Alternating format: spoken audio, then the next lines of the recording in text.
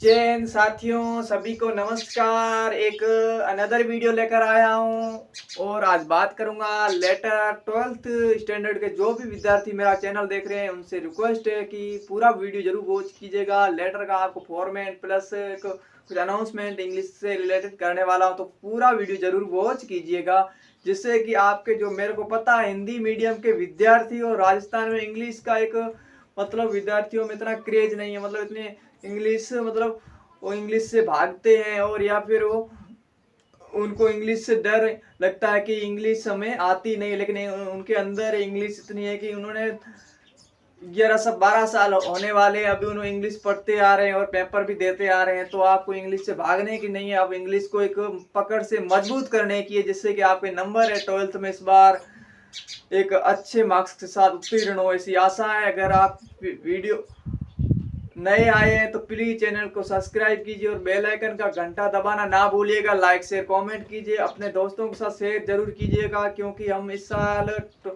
12th standard के विद्यार्थी जो पॉलिटिकल हिस्ट्री, इंग्लिश और हिंदी साहित्य अनिवार्य की क्लासेज लेने वाला हूं। तो आपके सामने पूरा साल आपके सामने वितरित होगा और एंजॉय के साथ इंग्लिश को सीखेंगे और पॉलिटिकल और हिस्ट्री के नोट्स के साथ आपको अध्ययन करवाया जाएगा। तो आज का वीडियो शुरू करूंगा। आपसे रिक्वेस्ट है अपने दोस्तों के साथ 10-10 आप शेयर करते हैं तो एक लाइव क्लास जल्दी अपन स्टार्ट कर देंगे, जिससे कि आप एक एक आपके सामने आपकी क्या रिक्वायरमेंट है उसको पूरा किया जा सके। आज बात करूंगा इंग्लिश कंपलसरी यानी अंग्रेजी अनिवार्य वो क्लास 12th आरबीएससी या एनसीईआरटी जिस भी राज्य में हो, या फिर उत्तराखंड दिल्ली बोर्ड और अनदर उत्तराखंड है, और जैसे कि एमपी है, यूपी है, वहां से भी चलती है। अगर चलती है तो वो भी विद्यार्थी ये देख सकता है। तो आज का वीडियो शुरू करता हूँ ऑफिशियल लेटर से शुरू करूंगा। आज ऑफिशियल लेटर आपके 12th में मुख्य रूप से 4 है, लेकिन आप तीन के बारे में डिस्कशन करेंगे। जॉब की लेटर टू एडिटर वो बिल्कुल छोड़ देंगे। तो 3 अगर आप तैयार कर लेते हैं तो आपको अगर वो आ भी जाता तो तीनों में से आ जाएगा, और एक दो देगा, दो में से तीनों में से एक मिल जाएगा। एक अगर एडिटर आता तो 3 ये तैयार कर लो। ऑफिशियल लेटर होता है और एक बिजनेस लेटर होता है और एक जॉब एप्लीकेशन होता है। तो ये आपको ध्यान रखना। लेटर 3 प्रकार से 4 प्रकार से वो हटा दिया, लेकिन अपने सिलेबस में अपन रखेंगे 3 प्रकार से।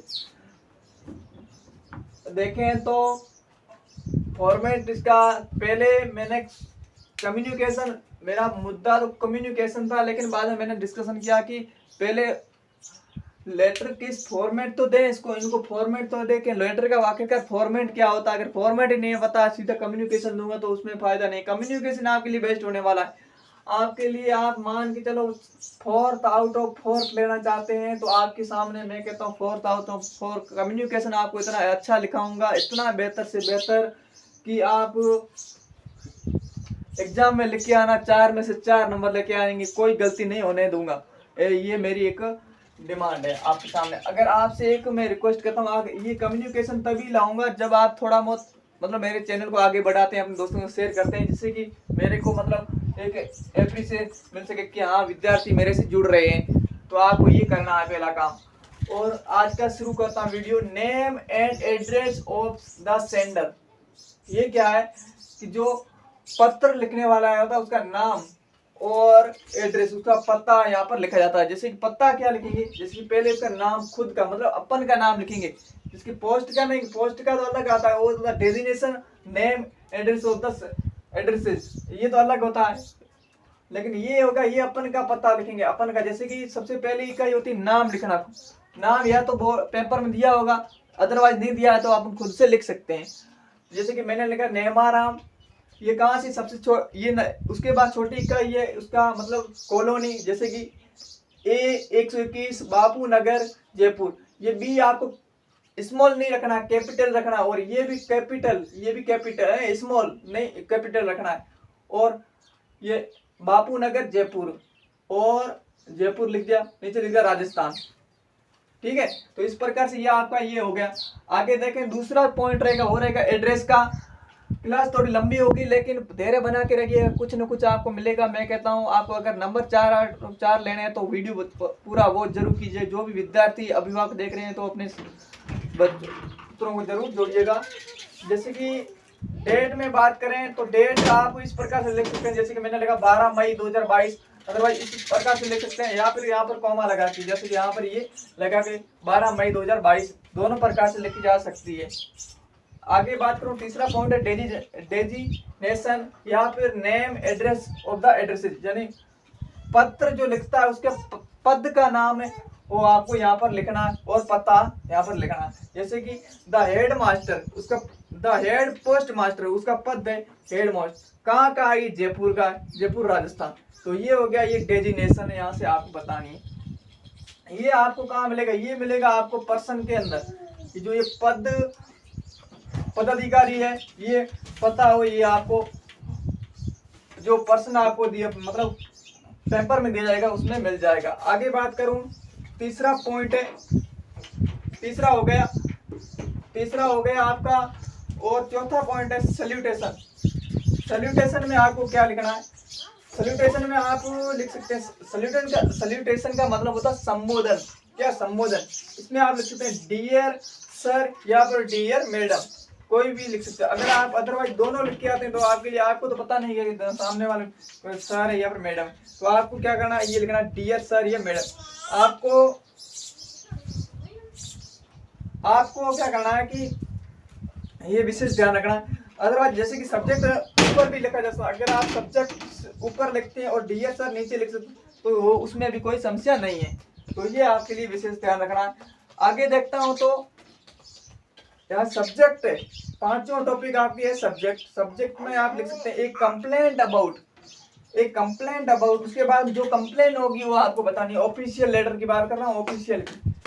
और या फिर कोई रिक्वेस्ट करनी तो ए रिक्वेस्ट टू, या फिर कोई एप्लीकेशन लिखनी तो एन एप्लीकेशन फॉर। तो ये आपको यहाँ ये फिक्स लाइन है, ये आप लिख सकते हैं, यूज कर सकते हैं। उसके बाद जो सब्जेक्ट होगा यानी जो विषय होगा वो आपको यहाँ पर लिखना है। तो ये था आपका ये 5 टॉपिक। तो ये आपको समझ में आया होगा। अगर कोई कंफ्यूजन है तो कमेंट बॉक्स में कर दीजिएगा। आगे टॉपिक है 5 हो गए। छठा टॉपिक है वो है कम्युनिकेशन या फिर कंटेंट, जिसे आप मेन बॉडी कहते हैं। क्या कहते हैं आप?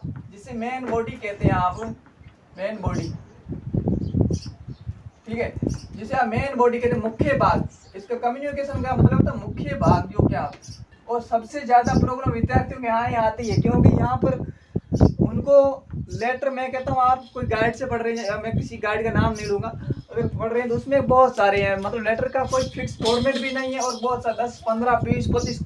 जैसे कि मैंने 10वीं में मेरे पास कोई इतना संसाधन था जो था, उसमें मैंने 50 और 60 याद कर लिए थे, मतलब पढ़ लिए थे मैंने। लेकिन आया तो एक, लेकिन 50-60 क्यों पढ़ा? क्योंकि मेरे को पता नहीं था कि क्या फॉर्मेट होता, सही फॉर्मेट मेरे को मतलब तब तक ध्यान नहीं था। तो क्या किया मैंने, वो आ तो गया, लेकिन वो मैंने 10-50 की जगह एक पढ़ लेता तो मेरा दूसरे जो मतलब समय था उसको दूसरे वे में भी यूज कर सकता, मतलब प्रश्नोत्तरी पे समय देता या फिर कुछ और सब्जेक्ट पर भी देता। लेकिन मैंने लेटर 50-60 कर ली, जैसे कि मेरे को मतलब समय बहुत ज्यादा लगा। तो आपको ऐसा नहीं करना है। तो आपको कम्युनिकेशन क्या होगा? कम्युनिकेशन में आपको फिक्स लाइन है, ऑफिशियल लेटर की फिक्स लाइन दूंगा, जॉब एप्लीकेशन की फिक्स लाइन दूंगा, बिजनेस लेटर की आपको जो एक तो आपको क्या करना, डिफेक्ट निकलेगी कोई निकले उसके बारे में, और दोनों उसके 2 फॉर्मेट होंगे बिजनेस लेटर की, और जॉब एप्लीकेशन का एक फॉर्मेट प्लस रेज्यूमे आपको साथ में जॉब एप्लीकेशन के साथ में। तो आपको ध्यान रखना है। तो इसके लिए जो आपकी कंडीशन है वो थोड़ा मेरे, अगर आप सहायता करेंगे, मतलब आगे से आगे शेयर करेंगे, जिससे कि मैं मतलब मैं सोच रहा हूँ कि मैं कुछ विद्यार्थियों को पढ़ा रहा हूँ, मेरा वो सपोर्ट कर रहे हैं, तो आपको इस पर विशेष ध्यान रखना है, जो थोड़ा आगे बढ़ाइएगा। आगे देखें तो 7वां पॉइंट है वो कंप्लीमेंट्री क्लोज, मतलब समाप्ति किस प्रकार से की जाती है। समाप्ति आपको, मैं कहता हूँ आपके पास जो गाइड है आप उसमें लिख लेना। उसमें क्या लिखा होगा? Thanking you. मेरे साथी उन्होंने भी अपने आप को थैंकिंग यू, या ये हैंगिंग पार्टिसिपल का यूज यहाँ पर नहीं होगा, ये गलत है, क्योंकि एनसीईआरटी में स्पष्ट लिखा हुआ कि इसे गलत माना जाएगा। ये थैंकिंग यू नहीं होता है, ये थैंकिंग पार्टिसिपल है। तो आपको इसका विशेष ध्यान रखना। आपको क्या लिख के आना, ये सबसे सही है जो एनसीईआरटी मानता है वो है थैंक यू। क्या लिखना है, थैंक यू, थैंक, उसके बाद में यू, ये आपको ध्यान रखना, कैपिटल उसके बाद स्मॉल, ये ध्यान रखना, थैंक यू, थैंक यू, जिससे कि एक्सप्रेशन अच्छा जाए अध्यापक पर, मतलब जो भी जानने वाला उस पर, इसका विशेष। उसके बाद विद रिगार्ड्स, ये आपको ध्यान रखना। आगे देखना, सब्सक्रिप्शन की बात करूं, समाप्ति किस प्रकार से करें। सब्सक्रिप्शन क्या लिखेंगे, मतलब सब्सक्रिप्शन, ठीक है। सब्सक्रिप्शन की बात करूं तो आपको देख क्या मिलेगा, देखते हैं। उसमें आपको सब्सक्रिप्शन में क्या है कि योर्स फेथफुली, योर्स का आपको ध्यान रखना, योर्स आपको ऐसे नहीं लिखना, आपको क्या लिखना है, ऐसे, योर्स फेथफुली, ठीक है।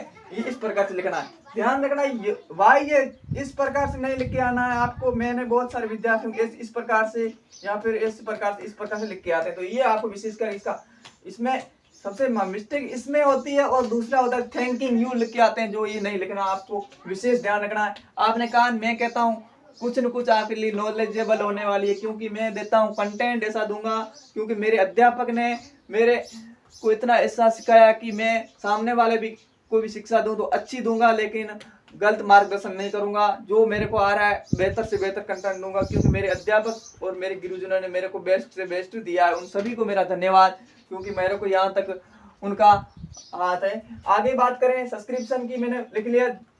ज्यादातर ये इनफॉर्मल लेटर में यही लिखा जाता है, जैसे कि 10वीं में योर सिंसियरली भी होता है, लेकिन यहाँ पर अधिकतर इसका यूज होता था। मैंने कहा एक का विद्यार्थी को कहीं भ्रमित ना करें, योर्स फेथफुली इसका यूज आप कर सकते हैं सब्सक्रिप्शन में, ऑफिशियल लेटर।